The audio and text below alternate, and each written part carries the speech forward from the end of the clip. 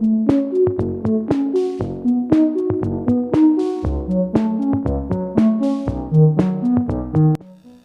नमो भगवते वासुदेवाय नमः। ओम नमो नारायणाय नमः।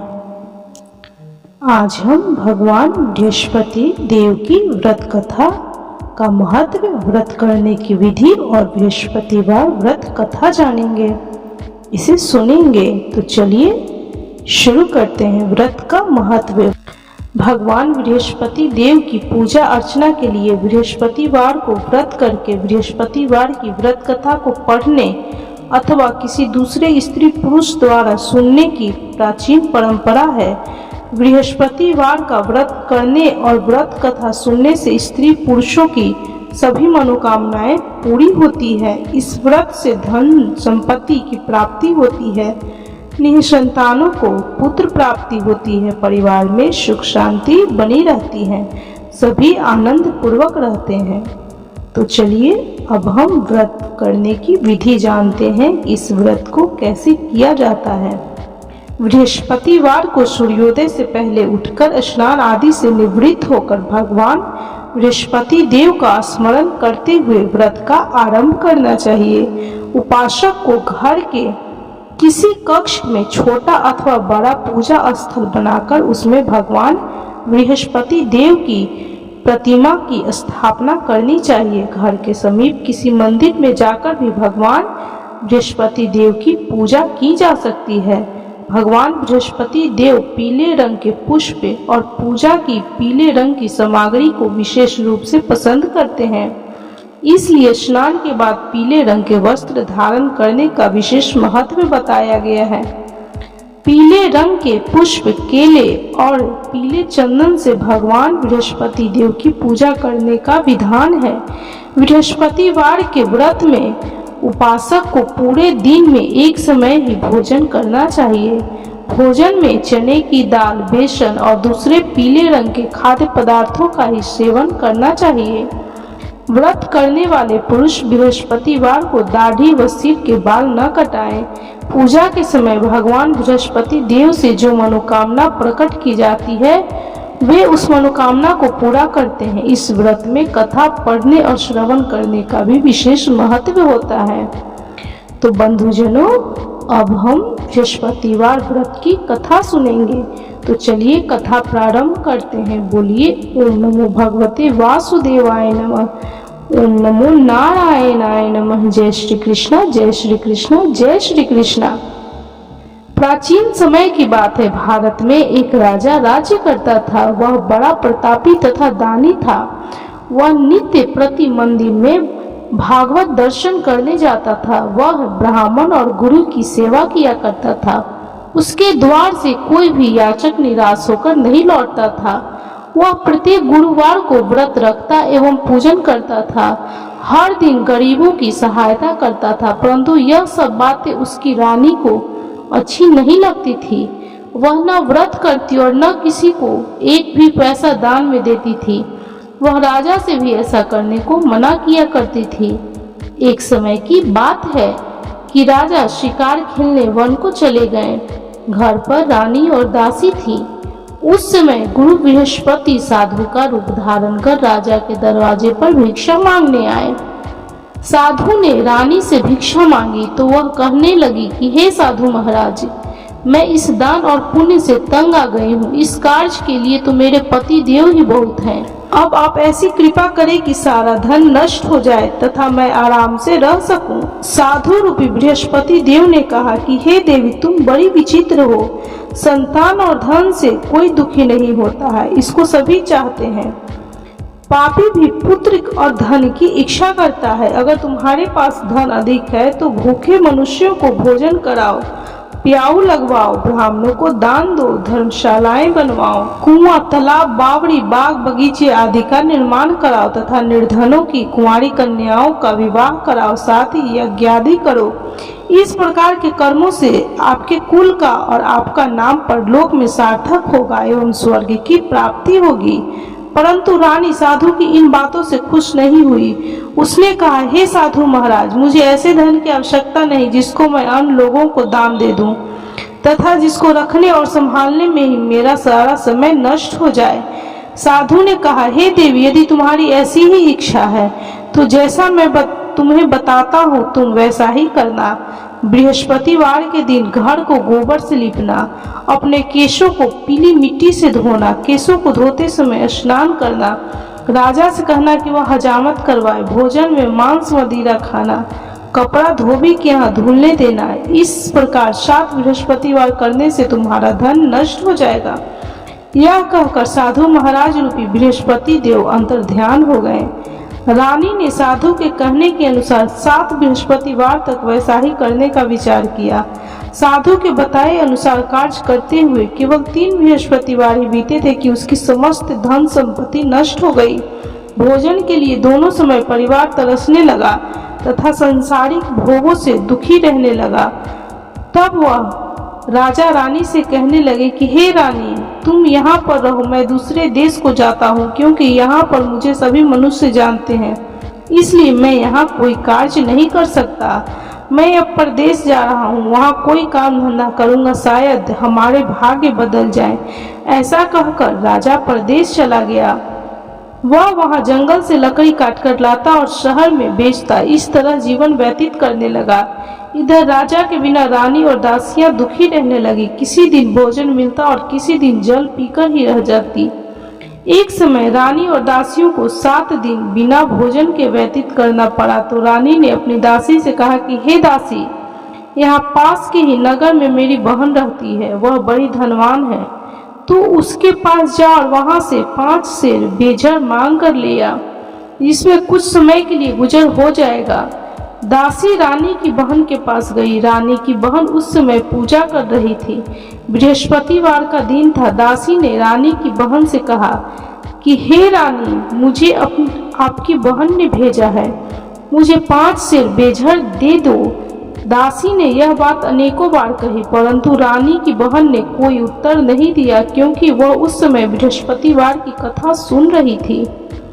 जब दासी को रानी की बहन से कोई उत्तर नहीं मिला तो वह बहुत दुखी हुई और उसे क्रोध भी आया। वह लौटकर रानी से बोली, हे रानी, आपकी बहन बहुत ही धनी स्त्री है, वह छोटे लोगों से बात भी नहीं करती।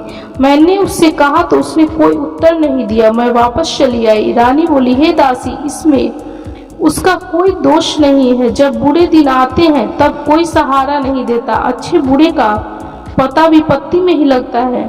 जो ईश्वर की इच्छा होगी वही होगा, यह सब हमारे भाग्य का दोष है। उधर रानी की बहन ने सोचा कि मेरी बहन की दासी आई थी, परंतु मैं उससे नहीं बोली, इससे वह बहुत दुखी हुई होगी। अतः कथा सुन और भगवान विष्णु का पूजन समाप्त कर वह अपनी बहन के पास घर आई और कहने लगी कि हे बहन, मैं बृहस्पतिवार का व्रत कर रही थी, तुम्हारी दासी हमारे घर गई थी, परंतु जब तक कथा होती है तब तक हम लोग न उठते हैं और न बोलते हैं, इसलिए मैं नहीं बोली। कहो दासी क्यों गई थी? रानी बोली, बहन, हमारे घर अनाज नहीं था, वैसे तुमसे कोई बात छिपी नहीं है, इस कारण मैंने दासी को तुम्हारे पास 5 सेर बेजर लेने के लिए भेजा था। रानी की बहन बोली, बहन देखो, बृहस्पति भगवान सबकी मनोकामना पूर्ण करते हैं, देखो शायद तुम्हारे घर में अनाज रखा हो। यह सुनकर दासी घर के अंदर गई तो उसे एक घड़ा बेजर का मिला। उसे बड़ी हैरानी हुई, क्योंकि उसने एक एक बर्तन देख लिया था। उसने बाहर आकर रानी को बताया। दासी अपनी रानी से कहने लगी कि हे रानी, देखो, वैसे हमको जब अन्न नहीं मिलता तो हम रोज ही व्रत करते हैं, अगर इनसे व्रत की विधि और कथा पूछ ली जाए तो हम उसे किया करेंगे। दासी के कहने पर रानी अपनी बहन से बृहस्पतिवार व्रत के बारे में पूछा। उसकी बहन ने बताया कि हे रानी बहन, बृहस्पतिवार को सूर्योदय से पूर्व उठकर स्नान करके बृहस्पतिवार का व्रत करना चाहिए, लेकिन उस दिन सिर नहीं धोना चाहिए। बृहस्पतिवार के व्रत में चने की दाल और मुनक्का से विष्णु भगवान का केले के वृक्ष की जड़ में पूजन करे तथा दीपक जलावे। उस दिन एक ही समय भोजन करे, भोजन पीले खाद्य पदार्थ का करे तथा कथा सुने। इस प्रकार करने से गुरु भगवान प्रसन्न होते हैं, अन्न पुत्र धन देते हैं, मनोकामनाएं पूर्ण करते हैं। व्रत और पूजन की विधि बताकर रानी की बहन अपने घर लौट गई। रानी और दासी दोनों ने निश्चय किया कि बृहस्पति देव भगवान का पूजन जरूर करेंगे। 7 दिन बाद जब बृहस्पतिवार आया तो उन्होंने व्रत रखा। घुड़साल में जाकर चना और गुड़ बीन लाई तथा उसकी दाल से केले की जड़ तथा भगवान श्री हरि विष्णु का पूजन किया। अब भोजन पीला कहाँ से आए? दोनों बड़ी दुखी हुई, परंतु उन्होंने व्रत किया था, इस कारण बृहस्पति देव भगवान प्रसन्न थे। एक साधारण व्यक्ति के रूप में वे 2 थाली में सुंदर पीला भोजन लेकर आए। दासी को देकर बोले कि हे दासी, यह भोजन तुम्हारे और रानी के लिए है, तुम दोनों करना। दासी भोजन पाकर बड़ी प्रसन्न हुई और रानी से बोली, रानी जी भोजन कर लो। रानी को भोजन आने के बारे में कुछ पता नहीं था, इसलिए वह दासी से बोली, जा तू ही भोजन कर, क्योंकि तू हमारी व्यर्थ में हंसी उड़ाती है। दासी बोली, एक व्यक्ति भोजन दे गया है। रानी कहने लगी, वह भोजन तेरे लिए दे गया है, तू ही भोजन कर। दासी ने कहा, वह व्यक्ति हम दोनों के लिए 2 थालों में भोजन दे गया है, इसलिए मैं और आप दोनों ही साथ साथ भोजन करेंगे।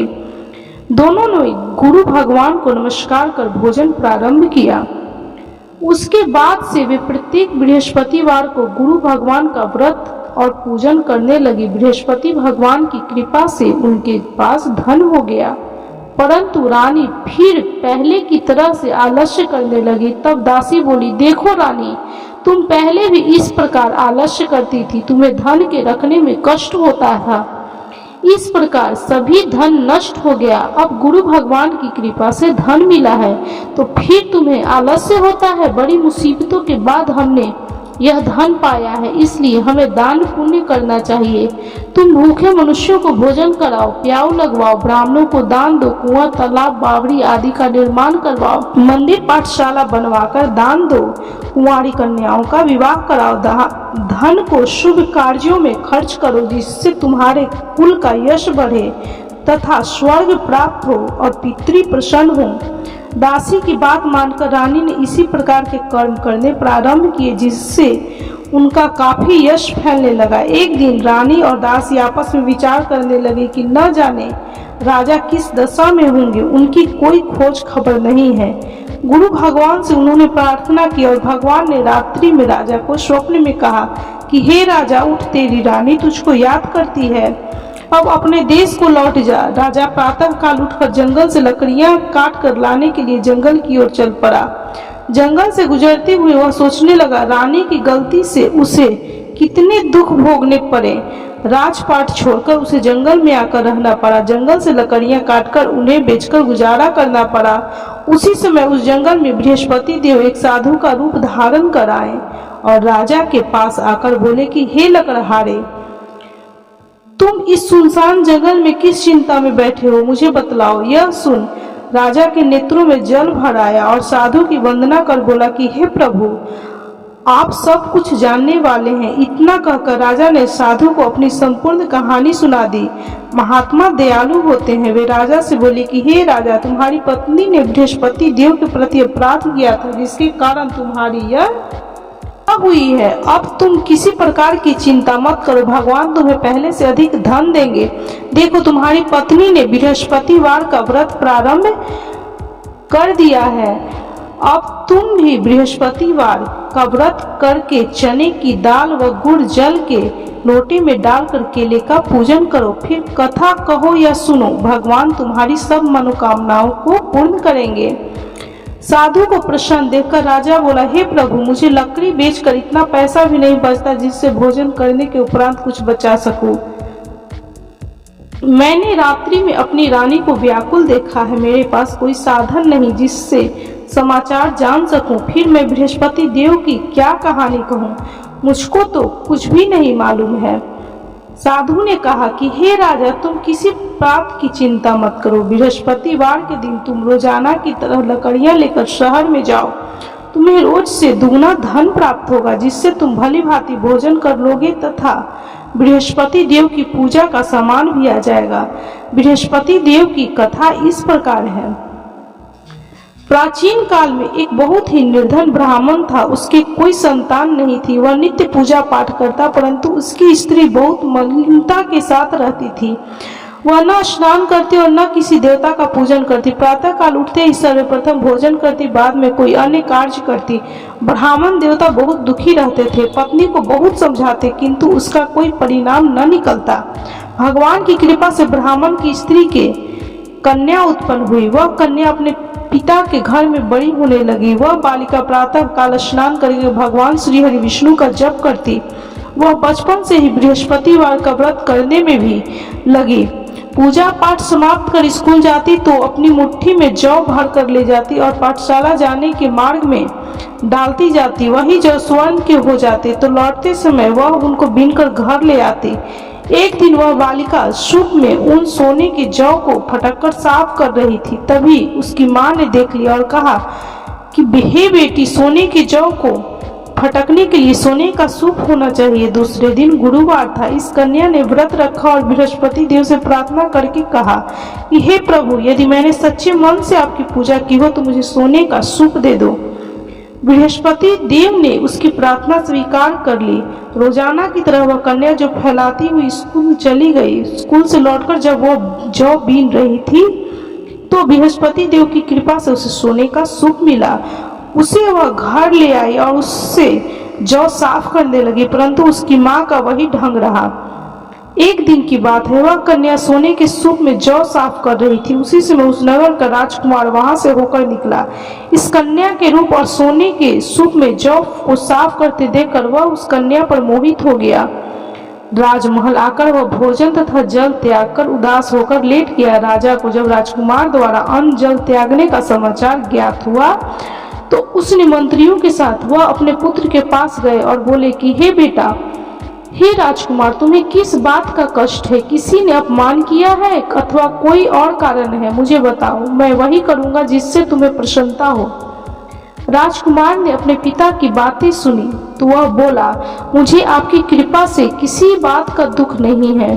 किसी ने मेरा अपमान भी नहीं किया है, परंतु मैं उस लड़की के साथ विवाह करना चाहता हूँ जो सोने के सूप में जौ साफ कर रही थी। यह सुन राजा आश्चर्य में पड़ गया और बोला, हे बेटा, इस तरह की कन्या का पता तुम ही लगाओ। मैं उसके साथ तुम्हारा विवाह अवश्य ही करवा दूंगा। राजकुमार ने राजा को उस लड़की के घर का पता बतलाया। मंत्री उस लड़की के घर गया और राजा का आदेश ब्राह्मण को सुनाया। कुछ ही दिन बाद ब्राह्मण की कन्या का विवाह राजकुमार के साथ संपन्न हो गया। कन्या के घर से जाते ही उस ब्राह्मण देवता के घर में पहले की भांति गरीबी का निवास हो गया। अब भोजन के लिए भी अन्न बड़ी मुश्किल से मिलता था। एक दिन दुखी होकर ब्राह्मण अपनी पुत्री से मिलने गया। बेटी ने पिता की दुख की अवस्था को देखा और अपनी माँ को समाचार पूछा। ब्राह्मण ने सभी हाल कहा। कन्या ने बहुत सारा धन देकर अपने पिता को विदा कर दिया। इस तरह ब्राह्मण का कुछ समय सुखपूर्वक व्यतीत हुआ, लेकिन कुछ दिन बाद फिर वही हाल हो गया। ब्राह्मण अपनी कन्या के यहाँ गया और सभी हाल को कहा। पुत्री बोली, हे पिताजी, आप माताजी को यहाँ लिवा लाओ, मैं उन्हें वह विधि बता दूंगी जिससे गरीबी दूर हो जाए। ब्राह्मण देवता अपनी पत्नी को साथ लेकर अपनी पुत्री के पास राजमहल पहुंचे तो पुत्री अपनी माँ को समझाने लगी कि हे माँ, तुम प्रातः काल उठकर प्रथम स्नान आदि करके विष्णु भगवान का पूजन करो तो सब दरिद्रता दूर हो जाएगी। परंतु उसकी माँ ने उसकी एक बात नहीं मानी। वह प्रातः काल उठकर अपनी पुत्री का बचा जूठन खा लेती थी।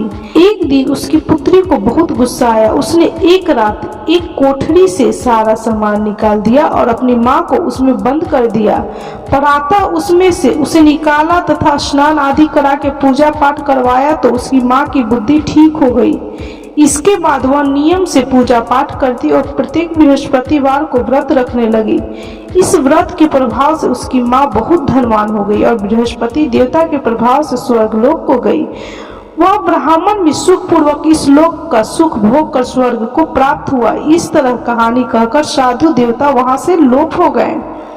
धीरे धीरे समय व्यतीत होने लगा। फिर बृहस्पतिवार का दिन आया। राजा जंगल से लकड़ी काट कर किसी शहर में बेचने गया।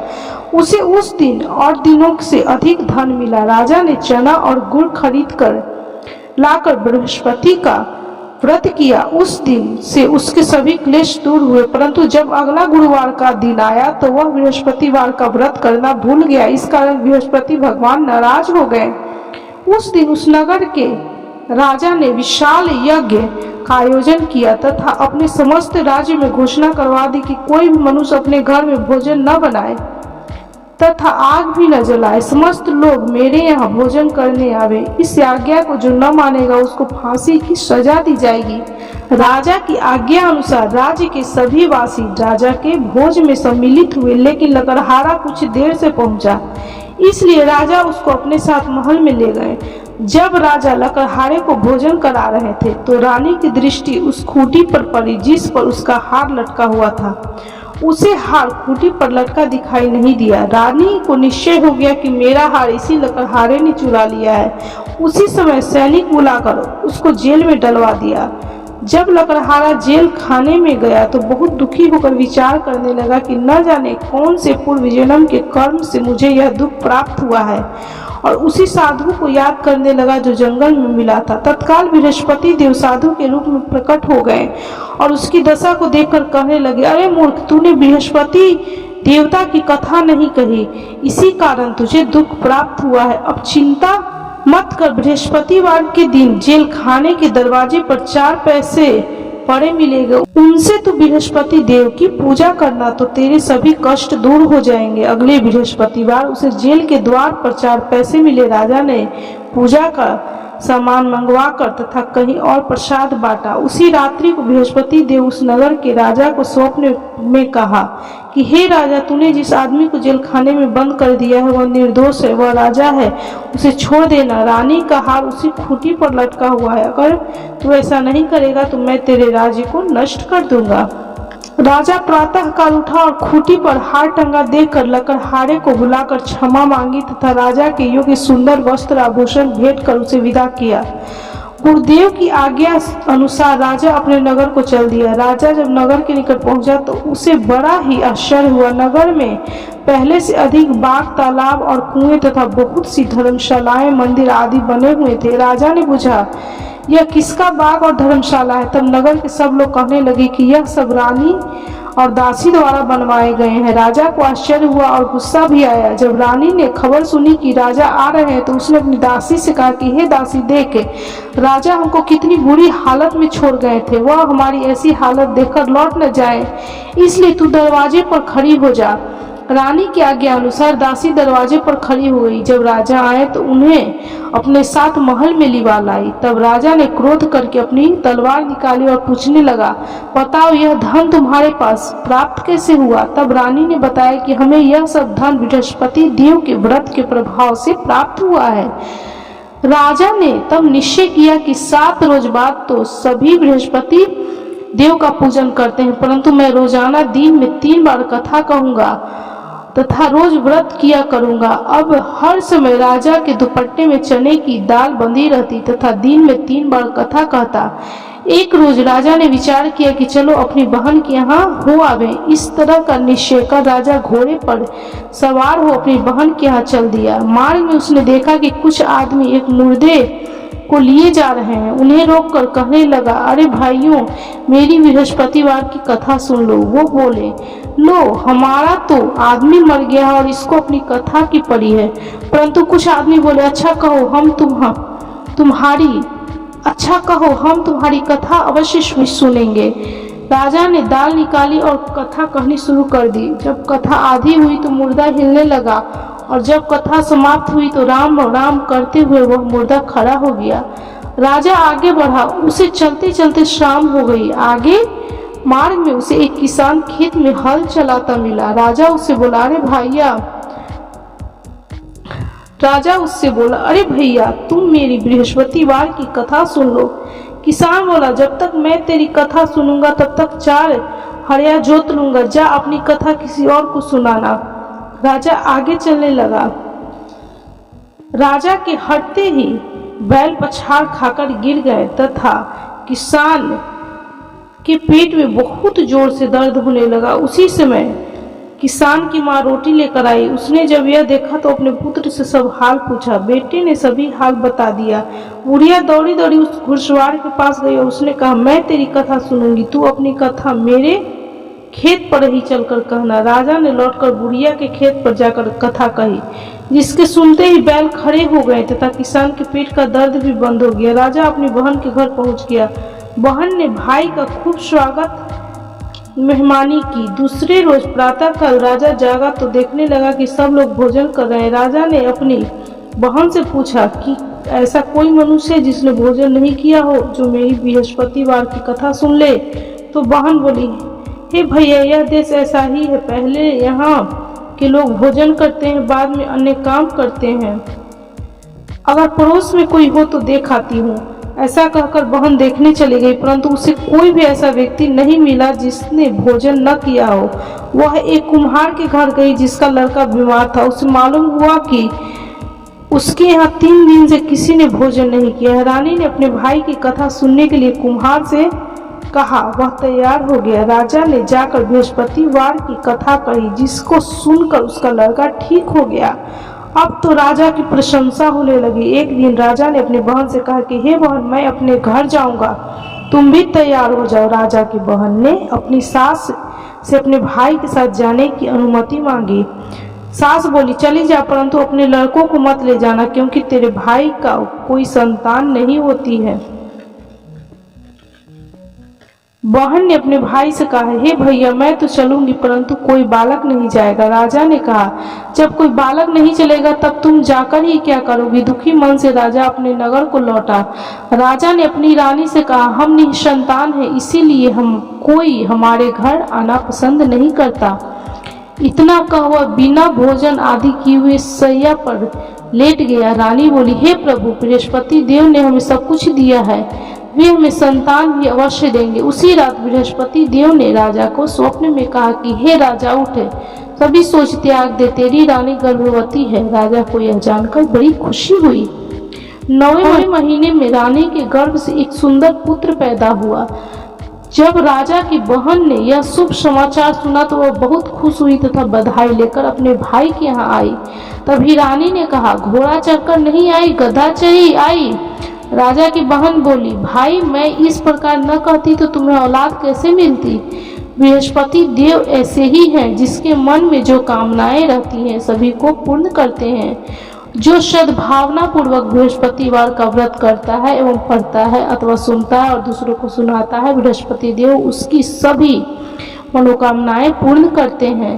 बृहस्पति देव उनकी सदैव रक्षा करते हैं। जो संसार में सद्भावना व सच्चे हृदय से बृहस्पति देव का पूजन करते हैं, उनकी सभी मनोकामनाएं उसी प्रकार पूर्ण होती है। जैसे राजा और रानी ने बृहस्पति देव की कथा का गुणगान किया, उनकी सभी इच्छाएं बृहस्पति देव ने पूर्ण की।